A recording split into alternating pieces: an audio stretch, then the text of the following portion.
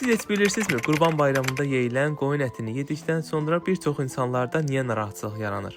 Bəzilərimizdə ishal, bəzilərimizdə təzyiq, qızdırma və yaxud da halsızlığa səbəb olur. Amma bunun heç biri səbəbsiz deyil. Yaşadığımız hər şeyin bir hikməti olduğu kimi bunun da özünə görə bir hikməti var. Qurban əti yedikdə vücudunuz tamamilə təmizlənir. Bu müddət ərzində ishal, baş ağrı, qızdırma da təzyiq də ola bilir. Bu qurban ətinin təsiri ilə baş verən yenilənmədir. Hətta bir çox hədislərdə var ki, Peyğəmbərimiz sallallahu əleyhi və səlləm qurban ətinin 3 gündən çox saxlanmasını qadağan etmişdi. İnsanların bir çoxu hələ də bunu tibbi baxımdan etdiyini düşünür, amma bunun heç bir tibbi yanaşması yoxdur. Əslində isə səbəbi belə idi ki, o dövrdə Mədinədə qıtlıq yaşandığı üçün hər kəsin ətdən faydalanması üçün belə bir qadağa irəli sürmüşdü. Daha sonra bu qadağa qaldırılmışdı. Qurban ətini yemək də, saxlamaq da sərbəst bir hal aldı. Mən artıq uzun illərdir ki, gözümün qarşısında kəsilən qurban ətindən təəssüflər olsun ki, dada bilmirdim. İstədim, amma bu videonu danışa-danışa sizinlə də belə ləzzətli bir qovurma hazırlayım. Pambıq kimi oldu. Reseptini aşağı qeyd eləyəcəm.